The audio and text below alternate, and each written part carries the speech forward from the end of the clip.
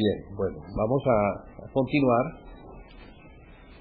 en el momento en el que la semana pasada dejamos esta serie de enseñanzas que tienen el propósito de ponernos,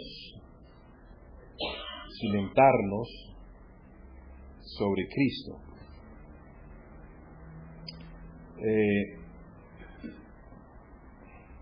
La carta a los Hebreos se escribió para exhortar, mostrar los peligros que pueden ocurrir o que puede ocurrir cuando la iglesia se desliza, cuando se sale de la base apostólica. Si nosotros no somos apostólicos en cuanto a la enseñanza que el Señor Jesucristo les dejó, diciéndoles, enséñenles a guardar todas las cosas que yo les he mandado, bautizándolos en el nombre del Padre, y del Hijo, y del Espíritu Santo, porque yo estaré con ustedes todos los días hasta el fin. Aquí encontramos que Jesús va a estar con la iglesia siempre y cuando la iglesia haga lo que se le enseñó a hacer. ¿Quiénes enseñaron? Los apóstoles. Los apóstoles, que eran un grupo reducido de hombres que pasaron tiempo con Jesús, ellos, investidos de autoridad por lo que habían recibido y por el acompañamiento que el Espíritu Santo iba a dar a su mensaje, la iglesia entonces comenzó a vivir, a tener una vida centrada en Jesucristo, en el mensaje apostólico. Sin embargo, a 2000 años de esa historia, la iglesia, vemos pues que la iglesia ha perdido poder. Debemos preguntarnos qué ha pasado, por qué la iglesia ha perdido su poder, por qué no era como al principio, por qué no tenemos el mismo acompañamiento del Espíritu Santo, que es el poder de Dios. Porque sabemos que Jesús les dijo que no los iba a dejar solos, sino que les enviaría al Consolador, al Paracleto, el que les iba a ayudar, los iba a guiar, los iba a acompañar, sí, con el poder de Dios, pero también con la inspiración que iba a llevar a aquellos apóstoles a conocer mejor por el Espíritu lo que Jesús en la carne les había enseñado a ellos. El ministerio de Jesús de 3 años y medio fue dado a hombres sin el Espíritu. Sin el Espíritu. Entonces, ellos recibieron las enseñanzas como hombres naturales, sin un poder que les pudiera mostrar lo que esas palabras significaban. Entonces, lo recibían como hombres naturales. Ahora nosotros tenemos un acompañamiento que ellos no tenían al principio. Y ese acompañamiento es el Espíritu Santo, más el contenido de toda la palabra de Dios, que está conformada por el Antiguo y por el Nuevo Testamento. De modo que, al tiempo de hoy, no tenemos disculpas, tenemos todo lo necesario, absolutamente todo lo necesario para prestar un servicio eficaz. Sin embargo, vemos y ya lo hemos hablado, la Iglesia casi que desde el principio, desde el tiempo mismo de los apóstoles, la Iglesia comenzó a sufrir el ataque de la serpiente. La serpiente siempre estuvo allí, mirando a ver cómo engañar, a fin de que atrapar, sí, por medio del engaño, y hacer salir del propósito a la Iglesia. Entonces, eso ocurrió. ¿Y ocurrió por qué? Porque la Iglesia dejó el primer amor, que está relacionado con las palabras de Jesucristo, con la enseñanza de Jesucristo dada a los apóstoles. La Iglesia no tuvo una relación directa y personal con Jesucristo. Nosotros tenemos una relación directa y personal, pero es por medio de la Escritura. La Escritura es la que quedó como el resultado de la necesidad de los apóstoles de comunicar y de dejar un legado escrito para las generaciones siguientes. Al principio, este mensaje, así como les fue dado a los apóstoles, era verbal. Jesucristo no escribió nada, no les dijo, cojan ese manual, léanselo, apréndanselo, sino que la enseñanza del Señor Jesucristo era verbal.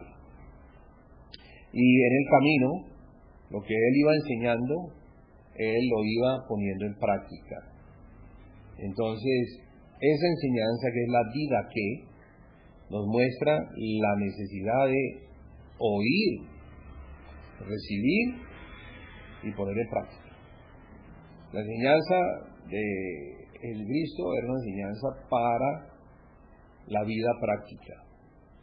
No era para llenar nuestra cabeza de altísimos conocimientos, convertirnos en teólogos, sino para hacer de la Iglesia una Iglesia poderosa en hechos, en vida. Así era la Iglesia. Una Iglesia que, como oía y obedecía, entonces el Espíritu Santo acompañaba esa fidelidad con poder. Eso es lo que tiene que regresar. La Iglesia tiene que regresar a esos primeros pasos.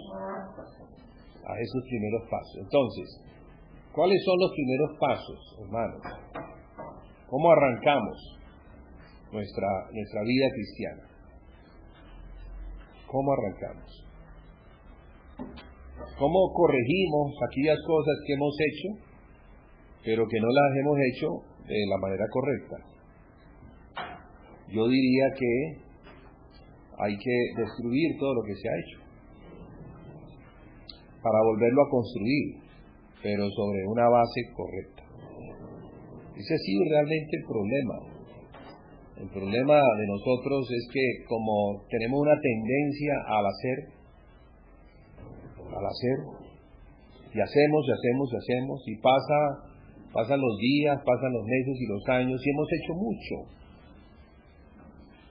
Pero lo que hemos hecho, tal vez no lo hemos hecho en la obediencia a la palabra. Simplemente hemos hecho cosas para el Señor, amamos al Señor, tenemos el Espíritu que nos lleva a amar al Señor, y por ese amor al Señor, por esa devoción al Señor, hacemos cosas. Pero no se trata de hacer. No. Primero, antes de hacer, nosotros tenemos que ser formados. Tiene que haber un cambio en la naturaleza del creyente. Tiene que edificarse un carácter santo, un carácter fiel, un carácter justo. En otras palabras, Jesús tiene que ser formado en nosotros antes de que pretendamos salir a hacer cualquier cosa. Pero como esperar que el carácter sea formado lleva tiempo, es de paciencia, es a lo largo de las pruebas, entonces es natural en nosotros el no esperar. No esperamos, sino que como tenemos fuerza, como tenemos una capacidad mental, como hemos leído un libro, como se nos han enseñado los pasos que hay que hacer, entonces salimos a cumplir primer paso, segundo paso, tercer paso, cuarto paso, quinto paso, sexto paso, séptimo paso, y si cumplimos con esos pasos, entonces el resultado ¿cuál es? Una iglesia. ¿Qué cosa más falsa? ¿Qué engaño más grande? ¿Qué coletazo de la serpiente que enredó a la iglesia y la metió otra vez bajo ese camino de la ley, de las obras, de lo que hay que hacer en la naturaleza humana no transformada, no en la naturaleza divina de la cual tenemos participación, o sea, en Cristo, sino que lo que hacemos, lo hacemos como hombres que tenemos una capacidad humana, una mente humana, unas estrategias humanas, y al final ¿qué resulta haciéndose? Pues la obra humana sin el poder de Dios. Porque el Espíritu Santo no va a acompañar la obra humana. El Espíritu Santo va a acompañar es al Señor Jesucristo en nosotros. Si el Señor Jesucristo se forma en nosotros, como debe ser, entonces el Espíritu Santo va a estar allí. Y eso es lo que es el poder. Eso es lo que es la autoridad. Eso es lo que la iglesia perdió. El recuerda de dónde has caído, es que cayó de esa posición a otra posición. De la posición donde se hacían las cosas en el Señor, a la posición donde se hacen las cosas en la naturaleza humana. Hermanos, eso no puede continuar así. Eso no es, son 2000 años. No son 10 años, 30 años, 40 años, son 2000 años, son muchas generaciones. Sí, es una historia de fracasos, que nos tiene que poner a pensar. Bueno, ¿será que nosotros vamos a ser una más de esas generaciones que se montaron en el tren del fracaso? Es un tren que tiene muchísimos vagones. Y entonces en los vagones de adelante van los que fracasaron hace 50 años. En los de más adelante los que fracasaron hace 100 años. Los de más adelante los que fracasaron hace 150 años.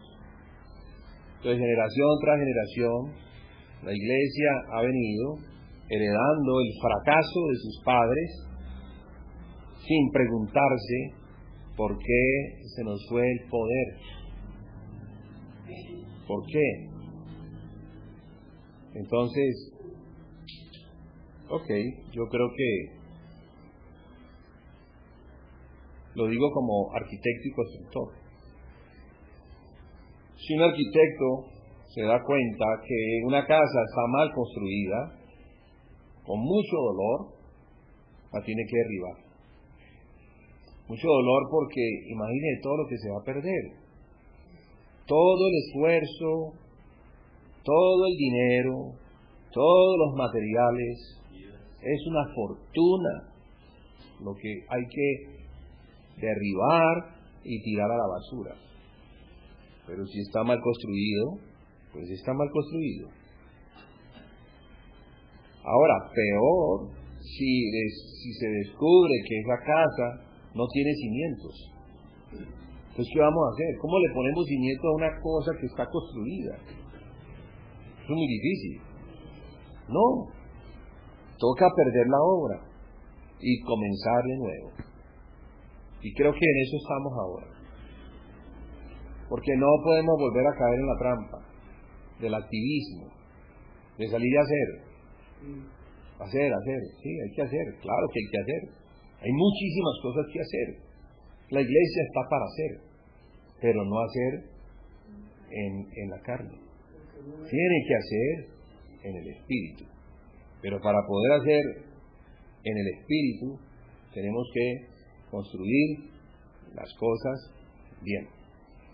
Y por eso es que hemos estado tomando tanto tiempo. Bueno, estamos tomando unos pocos meses, de pronto unos pocos años, pero después de 2000 años, vale la pena tomarse siquiera unos años, ¿o no? Entonces, vale la pena. ¿Cuál es el problema? Algunos dirán, no, es que por ahí ya pasamos, y otra vez lo mismo, y lo mismo, y lo mismo. Si eso ya lo he oído, ¿para qué me lo vuelven a repetir? Bueno, como decía un hermano, que lo invitaban de cuando en cuando a una iglesia, y siempre daba el mismo discurso, que era el discurso del arrepentimiento. Y una vez el pastor lo llama y le dice, oiga hermano, usted no tiene una palabra diferente, si cada vez que viene aquí nos habla del arrepentimiento, debe haber otra palabra. Y él le responde, hermano, ¿ya se arrepintieron? Porque no se trata de avanzar, se trata de avanzar bien. Si no estamos dando el paso como debe ser, no lo demos. Si no estamos poniendo el fundamento, entonces ¿cómo vamos a poner pie sobre algo que no tiene fundamento? Todo esto, prácticamente, el mensaje apostólico, que nos damos cuenta por lo que Pablo le dice a los ancianos de Éfeso en Mileto, porque los llama, él está en Mileto, una población al sur de Éfeso, y llama a los ancianos de Éfeso para que vengan y se entrevisten con él. Él tiene una palabra para ellos. Y en esa palabra él dice que no había cesado de dar el consejo de Dios durante 3 años y medio. Dice que no dejó de darlo. Y sabemos pues que el trabajo del apóstol es establecer a la iglesia sobre la fe, sobre Cristo, ponerles un fundamento para que sobre ese fundamento la iglesia pueda sobreedificar. Entonces la responsabilidad de los apóstoles, en particular del apóstol Pablo, no era la de correr, sino la de verificar que lo que estaba dando, ellos lo habían recibido. Y lo tenían bien. Porque, hermanos, ese es el problema. Si uno lo ve en su propia vida. Cuando no tenemos un fundamento, nuestra vida cristiana es volátil. No sabemos enfrentar las pruebas. No sabemos cómo discernir lo que nos está sucediendo. Oímos voces y de pronto pensamos que es Dios el que nos está hablando. Dios me dijo esto. Oímos cosas que llegan al corazón y entonces Dios dice esto y profetizamos y damos una palabra como si fuera la palabra de Dios y resulta que no es la palabra de Dios. Porque ¿cómo vamos nosotros a profetizar la voluntad de Dios si ignoramos quién es Dios? ¿Eso acaso va a llegar así como que el Espíritu te tomó y entonces te metió? Eso así no trabaja el Espíritu Santo. El Espíritu Santo trabaja es con la mente que ha sido transformada, con el que tiene de verdad la mente de Cristo, el que conoce a Dios. por medio de Jesucristo. Si no conocemos a Dios por medio de Jesucristo, si no hemos llegado a la madurez del conocimiento del Hijo de Dios, ¿cómo vamos a profetizar la voluntad de Dios? Complicado. No se va a poder. Nosotros mismos vamos a dudar. ¿Será que es Dios el que está diciendo? Bueno, ¿qué es toda esa cosa, esa maraña de pensamientos que tengo en medio de una situación conflictiva? Señor, hazme oír tu voz, Señor. Y entonces nos vamos para la Biblia y buscamos y buscamos y buscamos y buscamos, y de pronto encontramos algo. Esta es la voz de Dios. Aquí, aquí, aquí. No necesariamente, porque el corazón es engañoso y muy engañoso, y más que todas las cosas. Y dice que ¿quién lo conocerá? Ni nosotros mismos. Entonces de pronto nos vamos a la Biblia y encontramos una palabra que es la que se ajusta a lo que yo quisiera oír de parte de Dios, pero resulta que la palabra está salida del contexto. Sí, es una palabra de Dios, está en la Biblia, pero está por fuera del contexto, está por fuera de la situación. No es la palabra de Dios rema que Dios quiere hablar a mi corazón, porque Dios habla, hermanos. Dios habla. Dios no está mudo. Si tenemos el Espíritu Santo, ¿usted cree que el Espíritu Santo, hermano, no habla? Está para eso. Está para guiarme. Está para dirigirme. Está para mostrarme y revelarme la voluntad de Dios. Entonces, ¿qué hacer entonces para estar ciertos de que Dios realmente está diciendo lo que está diciendo? ¿Será que está diciendo Dios algo? Bueno, tenemos algunas maneras que nos ayudan a mirar lo que Dios quiere hablar. El Espíritu de Dios no solamente está en el individuo, sino que está en la iglesia. Está en la iglesia. ¿Será que el Espíritu de Dios va a mover primero al individuo sin atender la necesidad de la iglesia? ¿O moverá primero a la iglesia para que el individuo que está dentro de la iglesia o miembro de la iglesia sepa hacia dónde es que Dios está moviendo? Lo mayor incluye lo menor. Entonces el mensaje del Espíritu es un mensaje para la iglesia. El que tenga oído, oiga lo que el Espíritu dice a quién. A la iglesia, no al individuo. Entonces yo tengo que estar muy atento a lo que el Señor le dice a la iglesia. Ese es un fundamento apostólico para edificar ¿a quién? La casa de Dios. Para edificar el cuerpo de Cristo, para edificar la iglesia. Y claro, yo estoy dentro de ella, pero si esto no edifica la iglesia, entonces, Dios mío, ¿quién podrá librarme? ¿Quién podrá librarme de estar dentro de algo que no se está edificando conforme a la voluntad de Dios? Entonces Dios quiere edificar la iglesia, hermanos. Dios quiere edificarla. Para edificarla es necesario que cada uno de sus miembros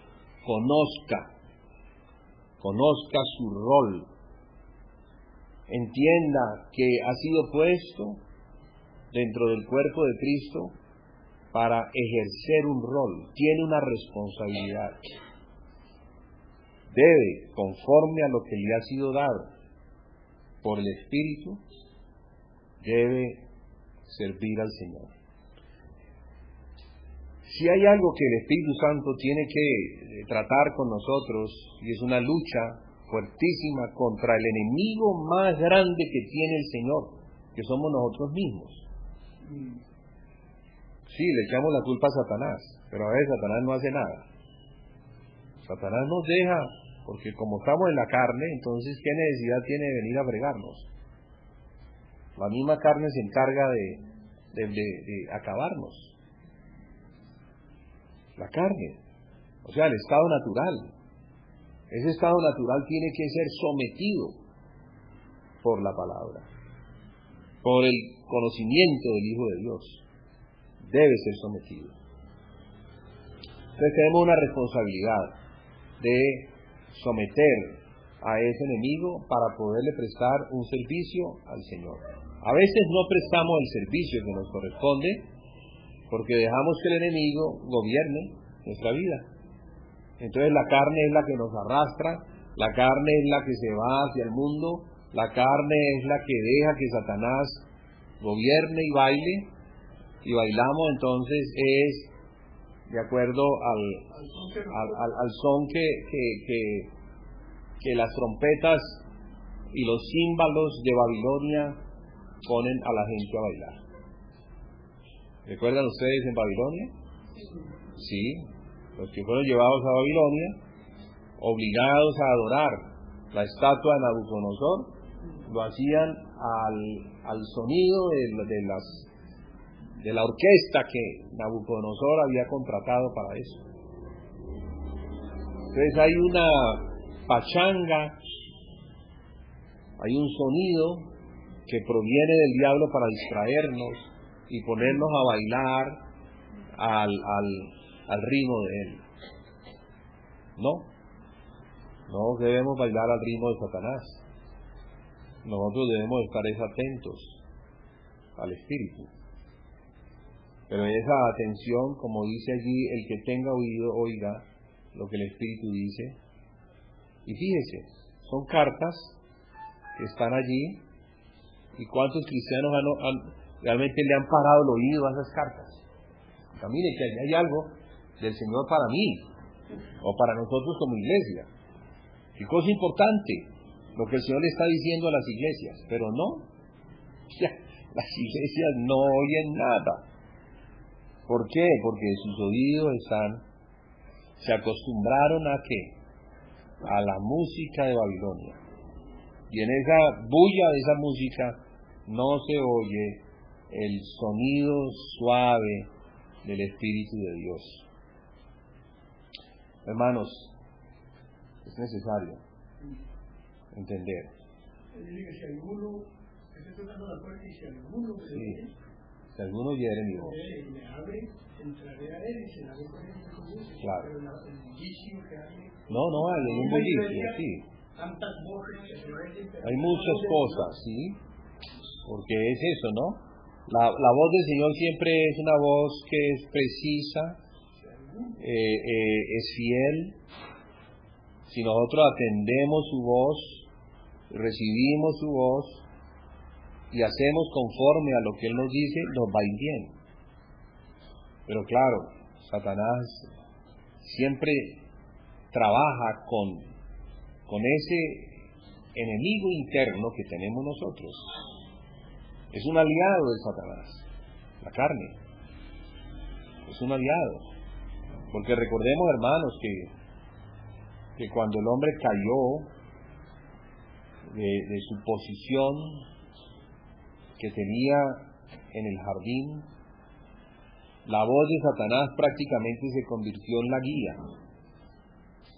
Ya la voz del Espíritu ya no se oía. Poco a poco se fue yendo, hasta que la voz del Señor se perdió por completo.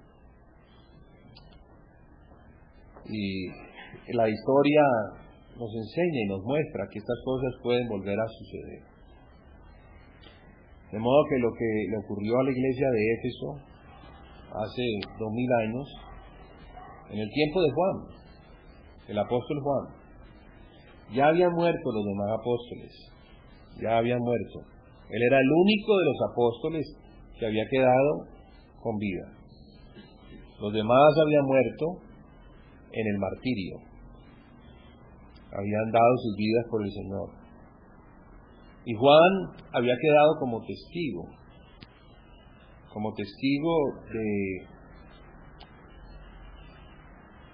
de ver cosas que sus amigos, colaboradores en la obra, ellos no vieron. Muchos no vieron la destrucción del templo. El apóstol Pablo murió, se calcula, en el año 64, y el templo fue destruido en el año 70. Entonces muchos no vieron la destrucción del templo. Juan sí. Juan fue testigo de la destrucción del templo. Fue testigo de ver cumplida la palabra del Señor, la cual narraron los evangelistas, Mateo en particular, sobre la destrucción de la casa, diciendo que no quedaría piedra sobre piedra, hasta que todo fuera destruido. Una profecía, hermanos, cuando el Señor la dio, faltaban unos 40 años para que se cumpliera. 40 años. Entonces, ¿cuántos años tendrían que vivir los apóstoles para ser testigos? Algunos tenían que ser jóvenes como Juan.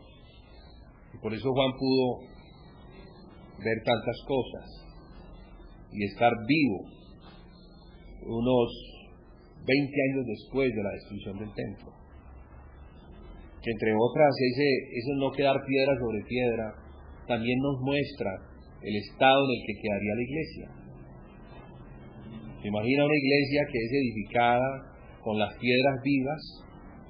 Pedro dice que somos piedras vivas, edificados para la gloria de Dios. Esa es la iglesia, la casa del Señor, formada por miembros. Pablo nos ve como miembros del cuerpo de Cristo, Pedro nos ve como piedras vivas. Pero si esas piedras vivas son derribadas hasta que no quede piedra sobre piedra, ¿cuál sería el estado de la iglesia? Disperso. ¿Cuál sería entonces la gloria que habitaría en esa casa? No habría gloria, porque la casa se edifica para la gloria de Dios, para que la gloria de Dios esté en la casa, para que los sacerdotes que trabajan en la casa para Dios disfruten de la presencia de Dios. Entonces, hablamos de la presencia de Dios con mucha ignorancia. La presencia de Dios, claro que es lo que necesitamos nosotros, pero la presencia de Dios no vendrá si Jesucristo no edifica la casa. Si Jesucristo, que es el arca, no es el que entra después de que se ha terminado la obra. En realidad es eso, ¿no? El Señor Jesucristo muestra que Él es el arquitecto y constructor. Él es el que conoce el diseño de la casa, Él es el que tiene la capacidad de hacer la obra, Él es el que tiene los recursos que provienen de Él, y esos recursos somos nosotros, porque nosotros somos el cuerpo de Cristo, nosotros somos las piedras vivas, somos el recurso de Cristo. Pero entonces, hermanos, para que ese recurso sea usado por el Señor, que es el que edifica, cada uno de nosotros tiene que entender lo que es en Cristo. Y para poder entender lo que es en Cristo, todo arranca desde el principio, o sea, desde cero. Desde allí nosotros arrancamos nuestro entendimiento, nuestro conocimiento de lo que es el Señor Jesucristo. Y ahí está el fundamento. ese fundamento del cual hemos estado hablando, pues en la forma como el Espíritu Santo, en su celo por la casa, nos guía a hablar, mostrando la importancia de estar parados sobre el fundamento. Acabamos de hablar de eso, y ahí dice, a esa iglesia de la Odisea, le dice que el Señor dice, está tocando la puerta, la iglesia misma lo tiene afuera, Sí, no tiene a Cristo adentro. El Señor claro. no va a habitar ahí en una cuestión que no es de él, sino que es ajena a él, porque se está predicando un evangelio que no es el evangelio. Y el Señor no puede, como decíamos ya, y el Espíritu no puede estar ahí hablando de eso. Entonces, mire, estoy tocando la puerta, lo tenemos afuera, la iglesia, tiene el Señor afuera. Sí, de afuera, es el arca. Entonces el arca quiere entrar. No hemos hablado mucho de lo que es el tabernáculo, ¿verdad? Entonces de pronto yo hablo de estas cosas y para algunos es como, ¿de qué estar hablando el hermano? Pero les animo a que busquen en Google sobre el tabernáculo, va a haber imágenes, ilústrense un poquito para que no tengamos que dar todo y avancemos un poco, ¿no?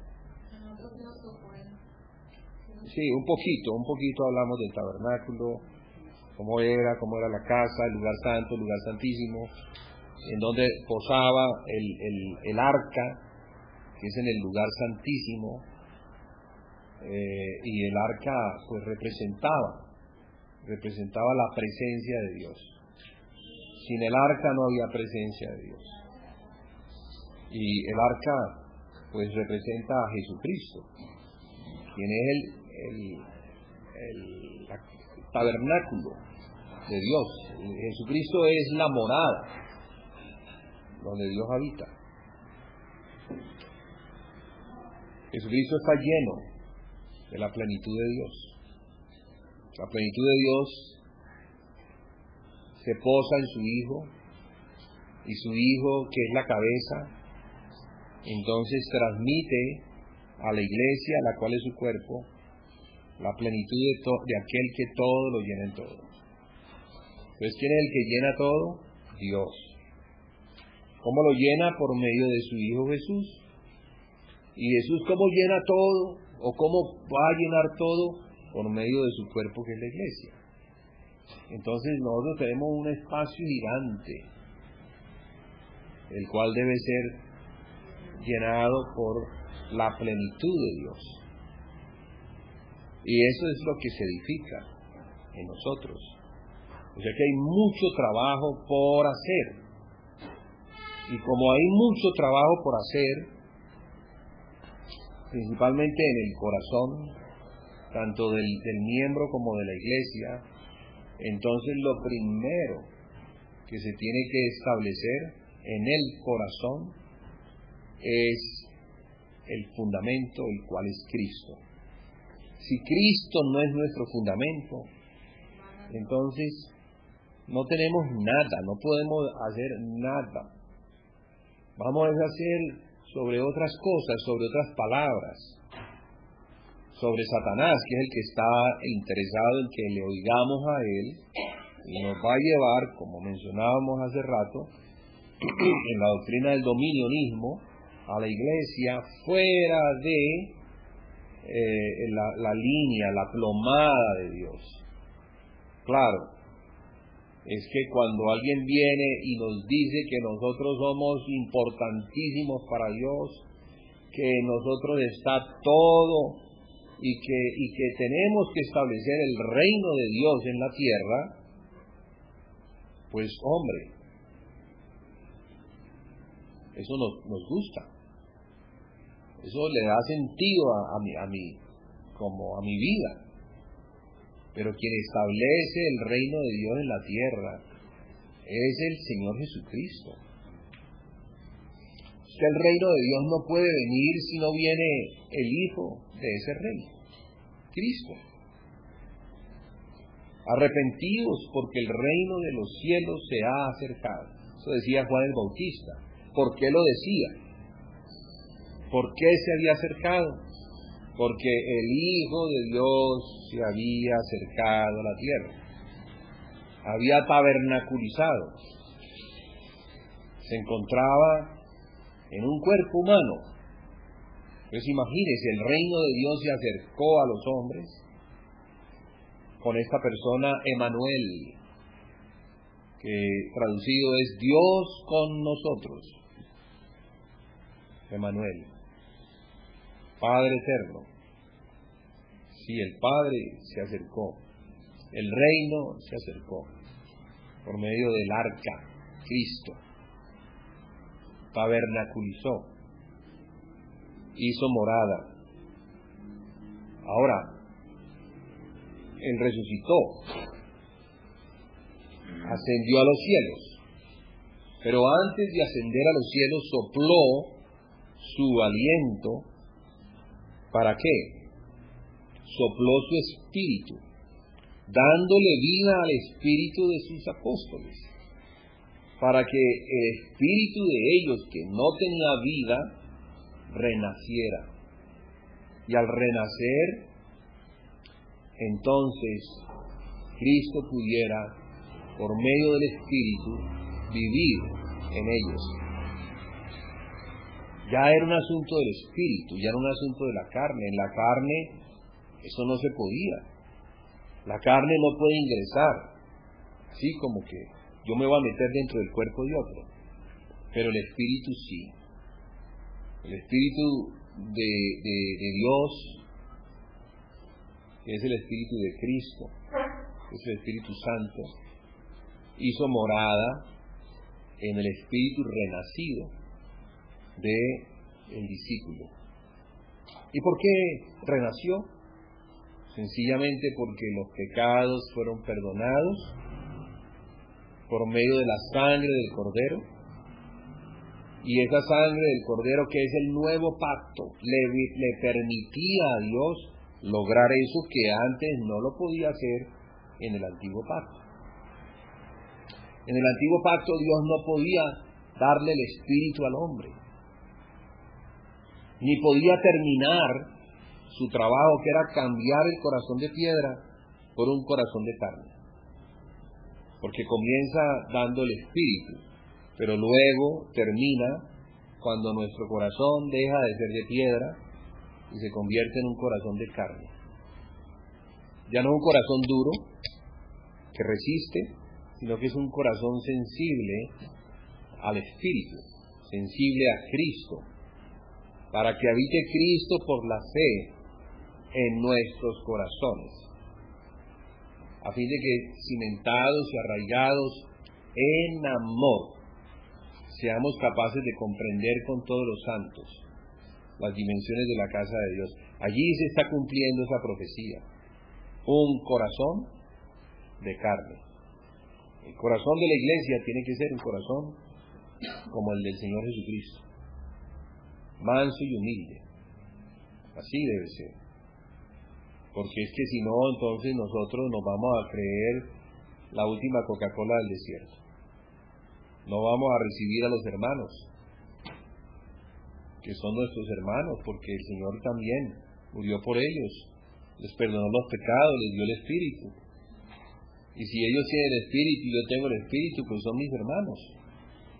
Aunque tengan la piel diferente, aunque sean bajitos y yo sea alto, o sean altos y yo sea bajito, o hablen un idioma diferente, o sean de una cultura diferente, o de un sistema socioeconómico diferente. El Señor Jesucristo rompió, acabó con todas las divisiones que existían, porque en la cruz reconcilió todas las cosas primero con Dios y luego reconcilió a los hombres consigo mismo.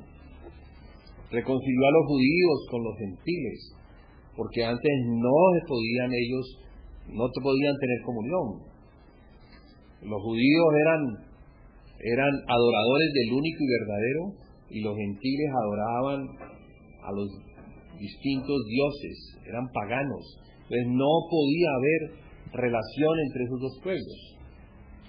Pero por la obra de la cruz, la puerta se abrió para todo el mundo. Dios abraza a todo el mundo en Cristo.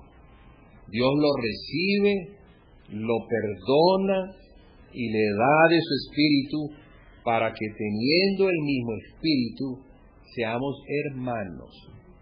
Esa es la iglesia. La iglesia está constituida de nacidos de nuevo, de personas que tienen el mismo espíritu, que es el espíritu de la comunión que el Padre tiene con su Hijo. La misma comunión que el Padre tiene con su Hijo por medio del Espíritu Santo es la comunión que nosotros tenemos con el Padre, con el Hijo, con el Espíritu y entre nosotros. Es así. Eso es un asunto de fundamento. De hecho, todo lo que vemos en el Nuevo Testamento, en las cartas, es el fundamento apostólico. Entonces, cuando vemos que el fundamento, estos 6 elementos, comienza con el arrepentimiento de obras muertas, luego va a la fe en Dios, de lo que hemos estado hablando, luego a la doctrina de bautismos, luego a la imposición de manos, luego a la resurrección de los muertos y finalmente al juicio final. Son 6 elementos que encierran o abrazan todo el consejo apostólico. Allí está todo lo que los apóstoles dieron a conocer a las iglesias. ¿Cómo sabemos?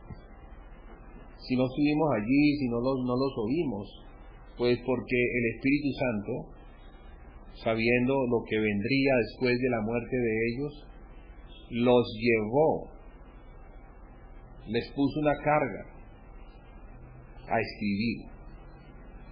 Entonces esa carga no provenía de ellos, sino que provenía del Espíritu. Y ellos entonces se sentaron a escribir y escribieron las cartas que conocemos. Esas cartas que conocemos, en todas esas cartas encontramos el contenido de la revelación que el Espíritu dio a los apóstoles. Ahí está la doctrina de los apóstoles. Entonces, vamos. Algunos dicen, no, es que la doctrina no, porque la doctrina nos divide. No hablemos de doctrina, porque cuando comenzamos a hablar de doctrina, entonces se levanta la gente diciendo, yo no creo que es así, yo pienso que es así. Eso es de Satanás. Ese pensamiento es de Satanás, porque no se ajusta a la verdad. La verdad dice que perseveraban en la doctrina de los apóstoles. Entonces, si hemos de perseverar en la doctrina de los apóstoles, pues hemos de mantenernos atentos a todo lo que el ministerio de la palabra tiene para la iglesia. Todo. Es que el ministerio de la palabra es ese, que es dado por medio de los que sirven al Señor en la casa. ¿De dónde lo toman? De lo que le fue dado a los apóstoles. Entonces, esto que se habla, no es lo que habla un apóstol. No, es lo que los apóstoles escribieron. Y los mensajeros de hoy, que son los que toman el mensaje, pues lo repican, lo dan a conocer, para que nosotros que somos la iglesia, al recibir el consejo, seamos entonces limpiados, instruidos, corregidos, alineados, puestos en la perfecta voluntad de Dios. Qué hermoso es Dios. Dios no quiso dejarnos sin un legado. Nos dejó este legado. Tan perseguido. Porque, hermanos, sin doctrina, ¿cómo vamos nosotros a entender lo que es el corazón de Dios? Sin doctrina, ¿cómo vamos a tener la mente de Cristo? Sin doctrina, ¿cómo vamos a ver el asunto profético? ¿Cómo vamos a tener la lámpara? ¿Sí? Que es la palabra que en sí mismo es una profecía. Porque profecía es todo lo que proviene de la boca de Dios. Todo lo que Dios nos habla es profecía. Eso es profecía. La definición de profecía es el hablar de Dios para su pueblo, para corregirlo, para exhortarlo, para animarlo, para edificarlo, para establecerlo en Cristo. Entonces el fundamento apostólico es eso, que nos hemos como concentrado a mirar los aspectos de este fundamento, pero fíjense que aunque lo estamos mirando, también el Espíritu nos abre el abanico y nos muestra todo lo que significa arrepentimiento de obras muertas. Y por allí podemos hablar un año entero de lo que es arrepentirnos, de lo que significa no obrar en nosotros mismos, o sea, en la carne, de lo que significa permitirle al Espíritu de Dios hacer la obra en Cristo, en el Cristo formado en nosotros. Como dice el apóstol, claro, lo dice un apóstol, un hermano maduro.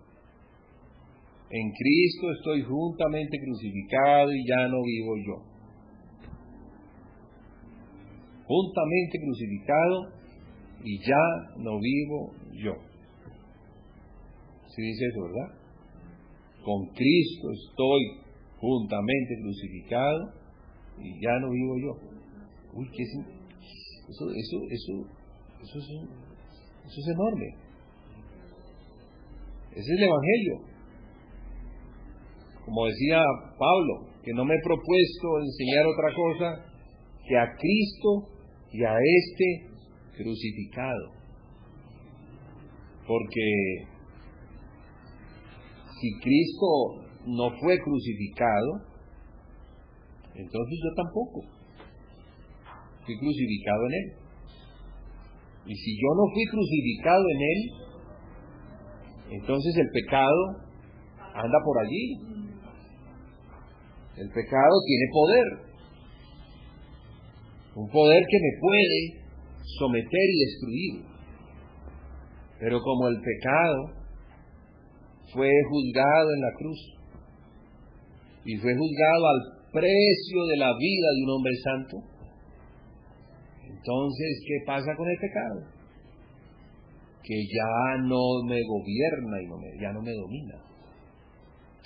Qué importante esa manera de decir del apóstol, que él se había propuesto enseñar ese aspecto a Cristo y a este crucificado. Es que si nosotros no arrancamos por allí, en realidad no tenemos futuro, porque entonces el pecado siempre nos va a gobernar, nos va a dominar, nos va a someter.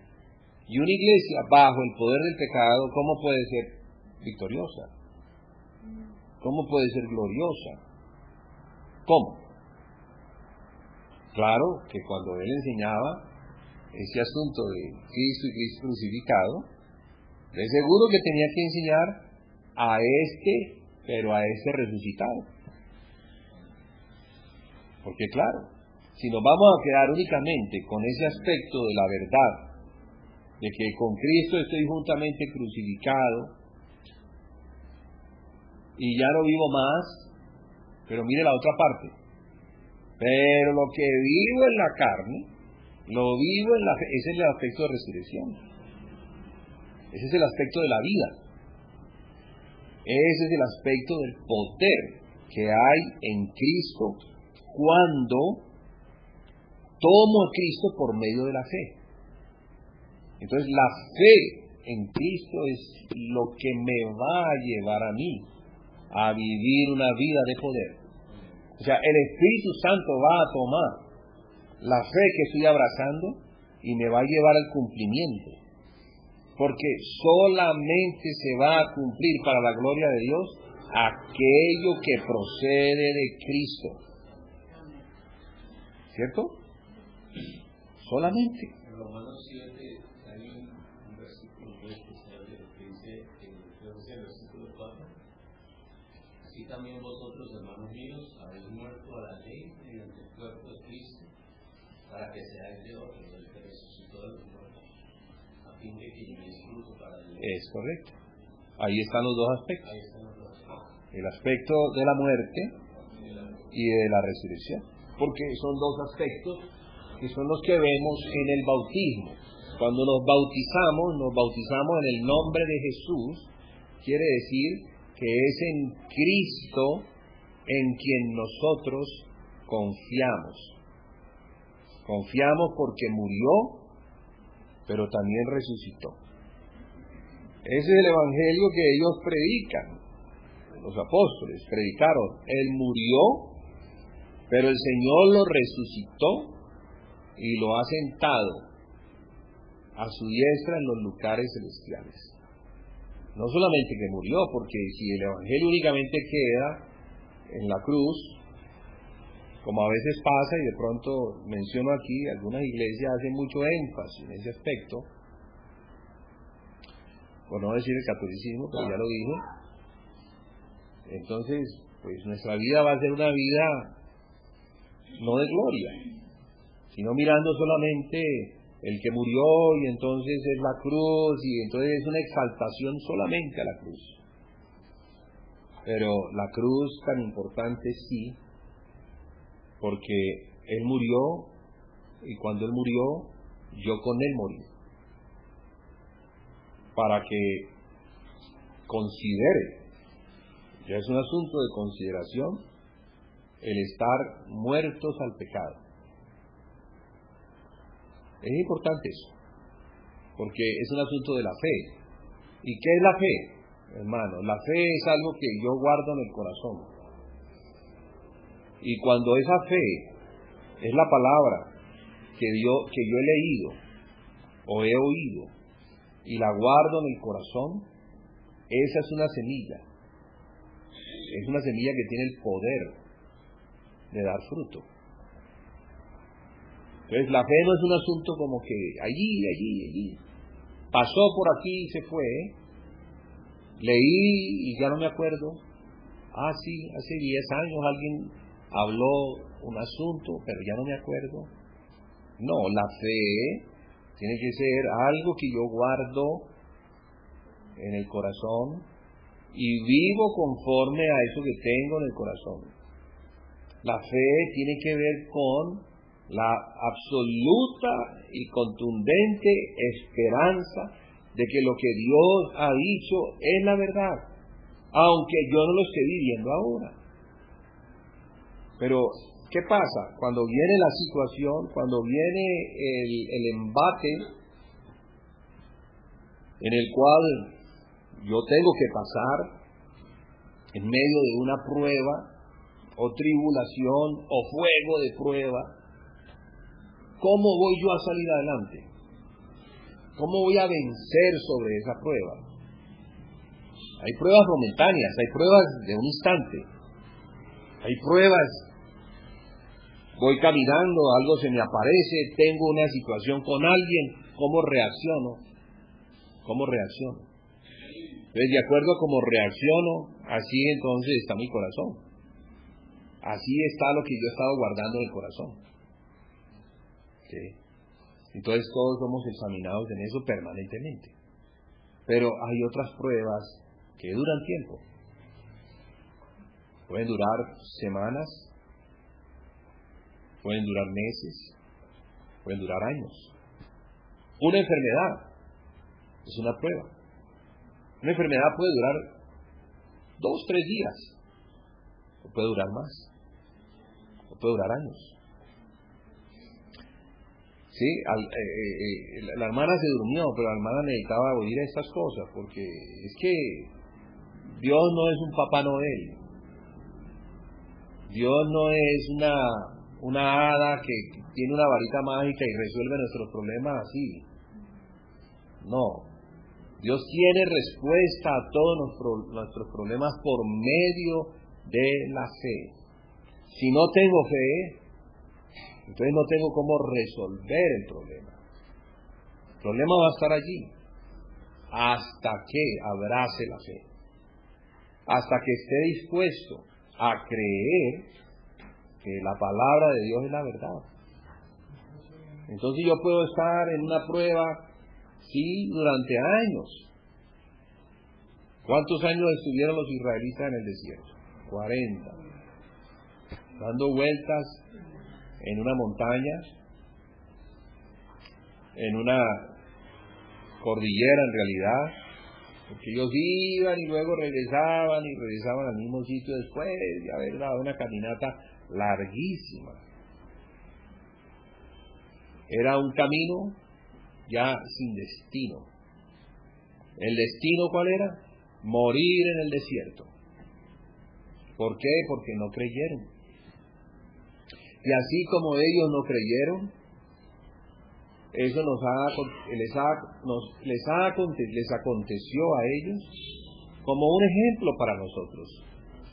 Porque si ellos murieron sin entrar a la tierra prometida, por su incredulidad, por su desobediencia, por tentar al Señor, por la codicia, por la murmuración, etcétera, son cosas que están en el corazón, hermanos. Sí, hermanos, tiene que ver con lo que hemos guardado, la fe o la incredulidad. Porque si no es la fe, entonces la vida va a ser un desastre. Es lo mismo, igual. Entonces la iglesia lleva 2000 años dando vueltas a un desierto sin poder entrar en la tierra prometida. La tierra prometida es Cristo. Esa es nuestra tierra prometida. Eso es Cristo. O sea, hasta que lleguemos a ¿qué? A la plenitud, hasta que lleguemos a la madurez. ¿Sí? Es un asunto corporativo. Entonces implica el concurso de todos los miembros. Es muy diferente la iglesia del Consejo Apostólico, la iglesia que está narrada aquí en las Escrituras, en las cartas, a la iglesia que nosotros tuvimos que soportar en el catolicismo, la mayoría. Creo que la mayoría. Y digo soportar, ¿por qué? Porque es que eso no tiene nada que ver con el modelo bíblico. Nada absolutamente que ver. Pero de allí entonces hay otro modelo que tampoco es bíblico. Tampoco es bíblico porque no se ajusta a la palabra apostólica. Es que es eso, no se ajusta a... ¿Qué es la palabra de Dios? La palabra apostólica no es la palabra de unos hombres.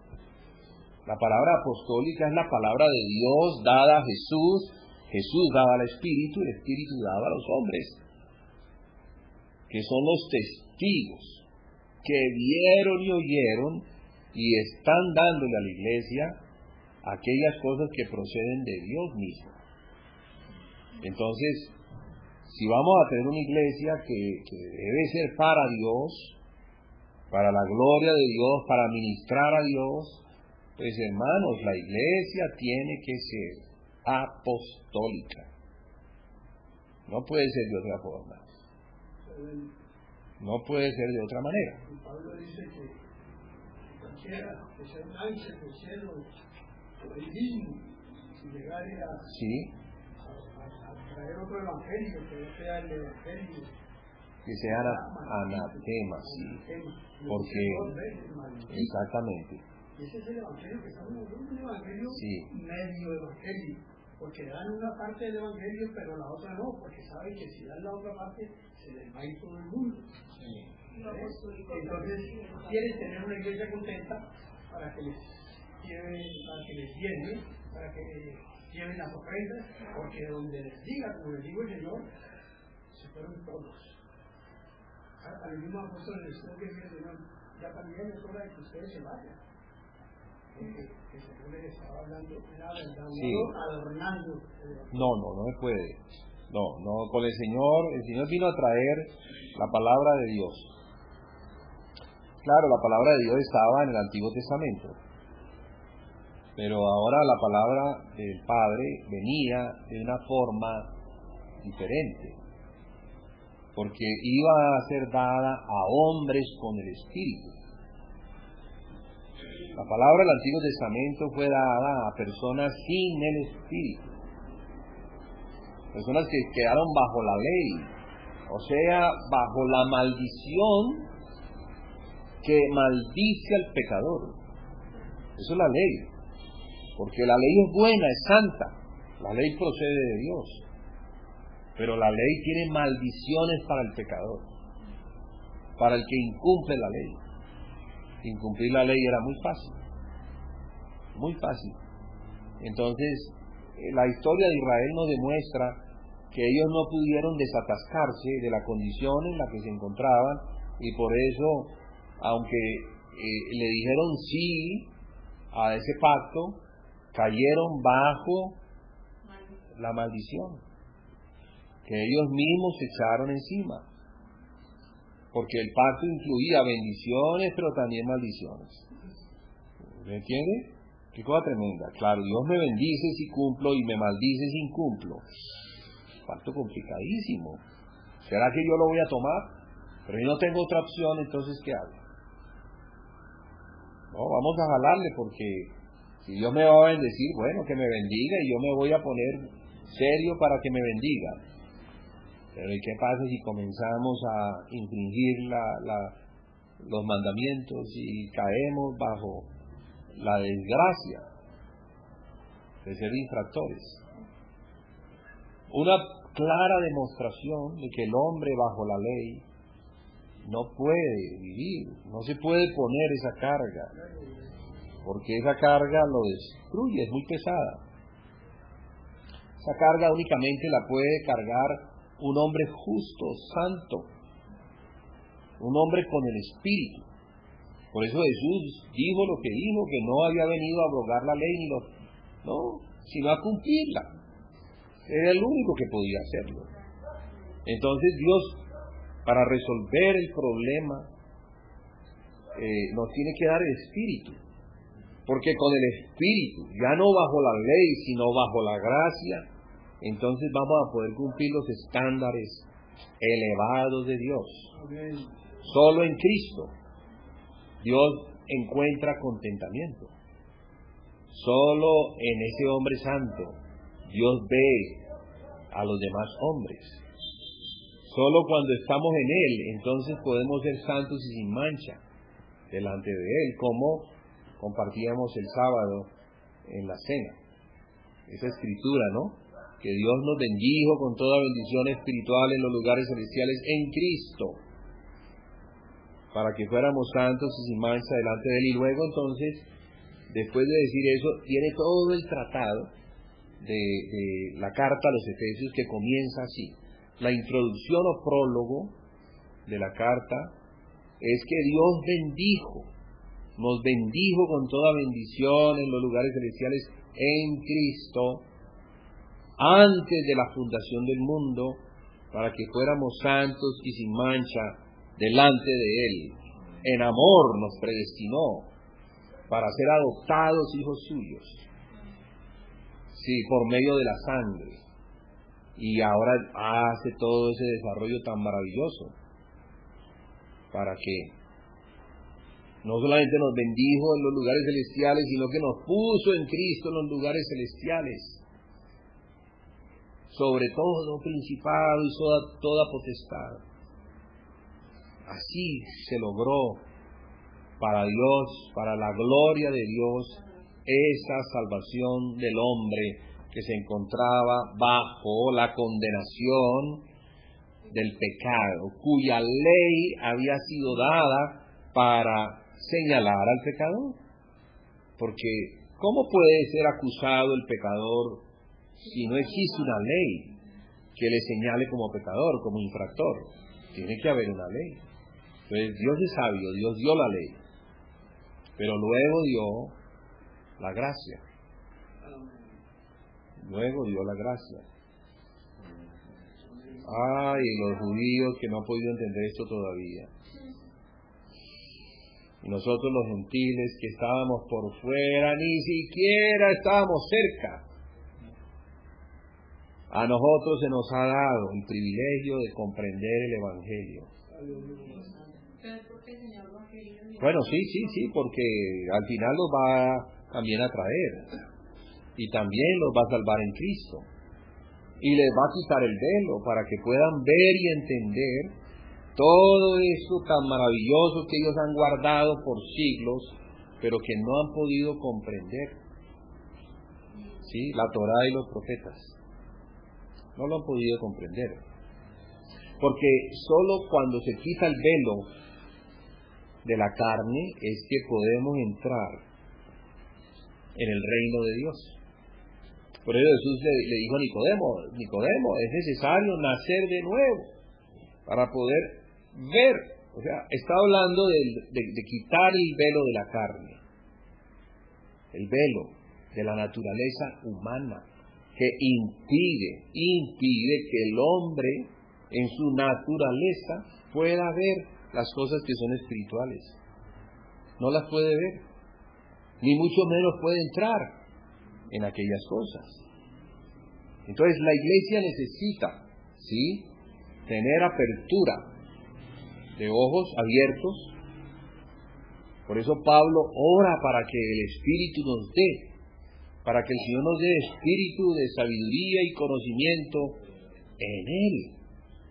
Es que está hablando de tener revelación, porque Pablo sabe. O sea, Pablo como apóstol, enseñando estas cosas, entendía las grandes dificultades que los hermanos tenían para comprender lo que él enseñaba. Uy, hermano Pablo, pero usted dice unas cosas. Pero dice, a ver un momentico, porque es que mi cabeza en mi cabeza eso no cabe. No puedo entenderlo, hermano. Eso es muy profundo. Y el hermano seguramente respondía, es que no lo puedes entender con tu cabeza. Con tu inteligencia humana no vas a poder entender esto. Esto no es sabiduría humana, sino que es sabiduría celestial, y solamente los celestiales la pueden recibir y comprender. Es necesario, hermanos, nacer de nuevo. Es necesario tener el Espíritu. Es necesario. Porque el hombre natural no comprende las cosas que son del Espíritu, porque para él son locura. Capítulo 2 de 1 Corintios, y lo dice después del estado en el que se encuentra la iglesia. Porque ¿cómo está la iglesia? Mal. Se dividen. Unos siguen a Pablo, otros siguen a Cefas, otros siguen a Apolos, otros siguen a Cristo. Y Pablo dice, ¿qué es esto?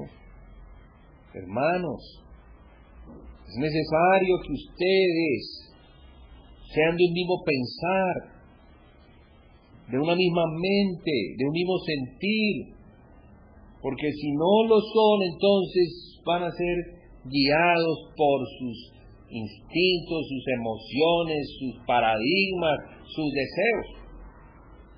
O sea, va a gobernar es el hombre natural. Y como el hombre natural no comprende las cosas que son del Espíritu, porque para eso es locura, ustedes no pueden edificar la iglesia en ese estado. Van a terminar dispersando la iglesia, como finalmente ocurrió con la iglesia. ¿Verdad, hermanos? ¿Sí? Entonces, eso es un asunto serio. Por lo menos, entender que hay una responsabilidad entre nosotros como iglesia altísima. Si no queremos ni siquiera movernos un paso. Tenemos unas ganas tremendas. No creas que no, Señor. Muchas ganas. Pero no vamos a hacer nada hasta que no tengamos realmente formado en nosotros ese carácter. Pero ¿cómo va a venir el carácter si no hemos renunciado a nosotros mismos? Si no ha habido un arrepentimiento de obras muertas, ¿cómo el Señor se va a formar? ¿Cómo vamos a decir, con Cristo estoy juntamente crucificado y ya no vivo yo? Pues Pablo, ¿qué es lo que está diciendo? Pues yo me arrepentí ya de ser yo.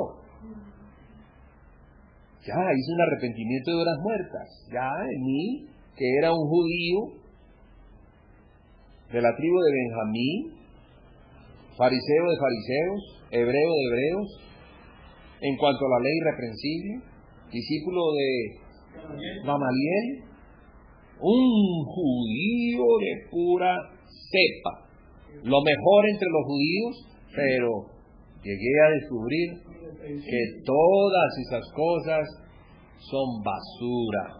Si esas cosas no las echo a la basura, no voy a poder conocer al Señor.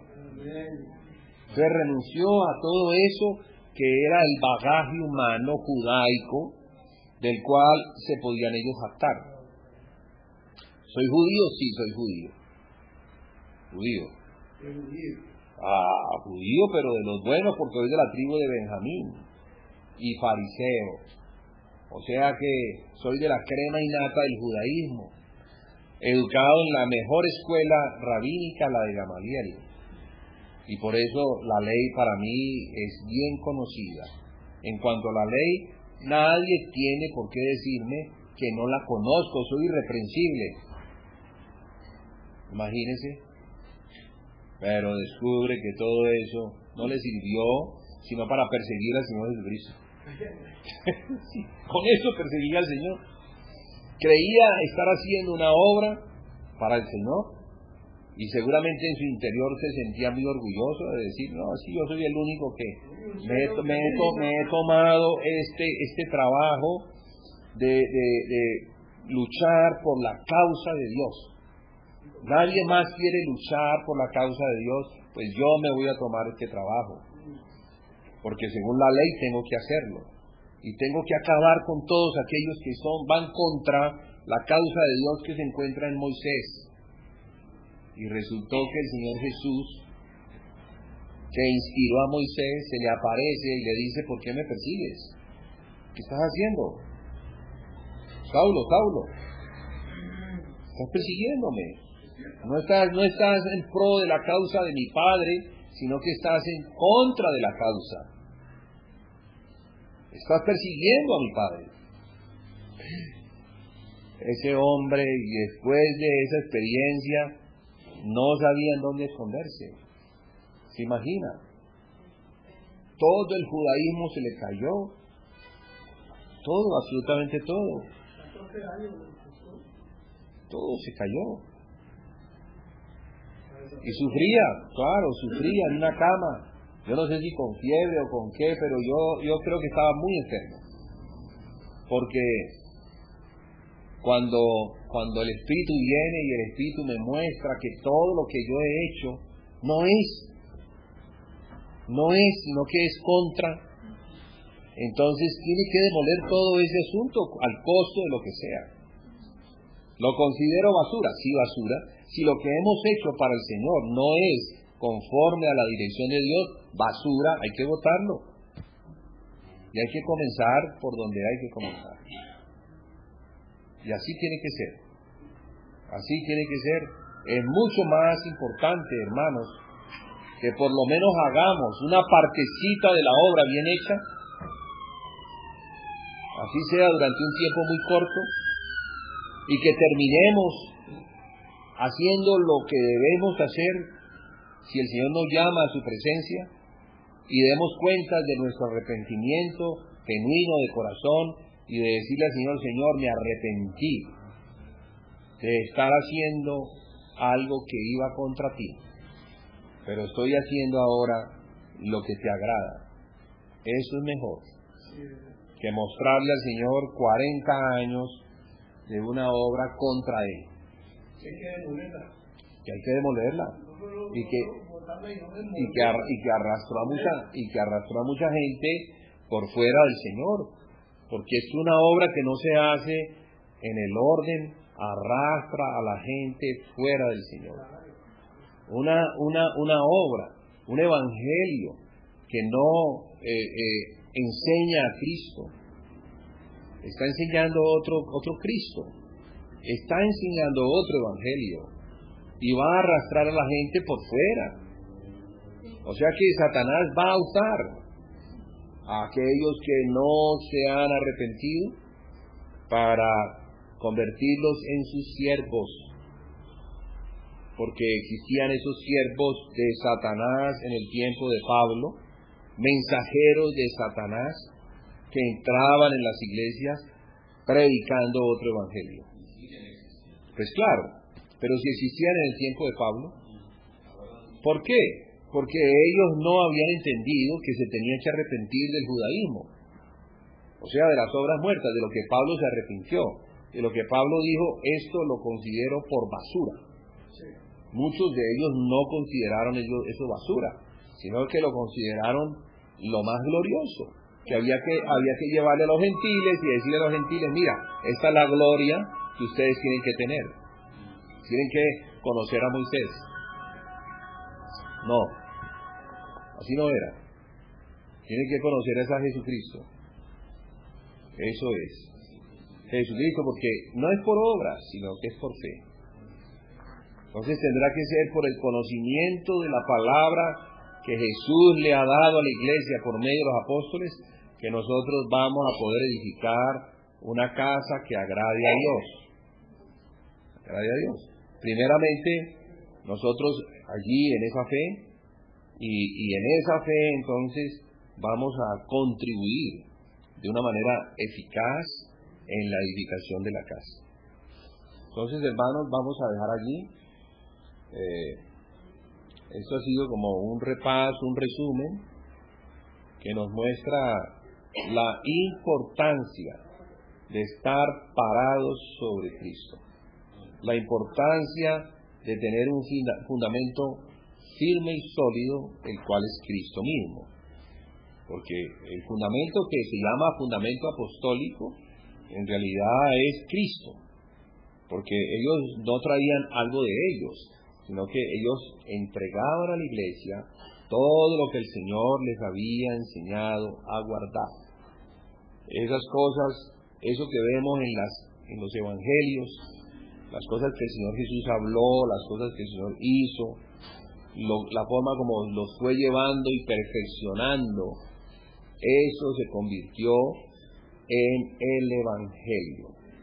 La palabra de Jesús, las enseñanzas de Jesús, las experiencias de Jesús con ellos constituyen el evangelio del reino, el cual tiene que ser enseñado en el mundo entero para testimonio a las naciones, para que venga el fin.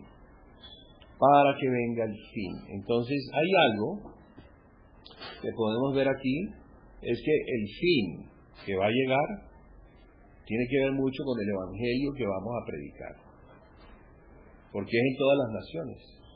Entonces fíjese, si en las naciones se ha venido enseñando algo que no es el evangelio, y los cristianos han recibido algo que no es,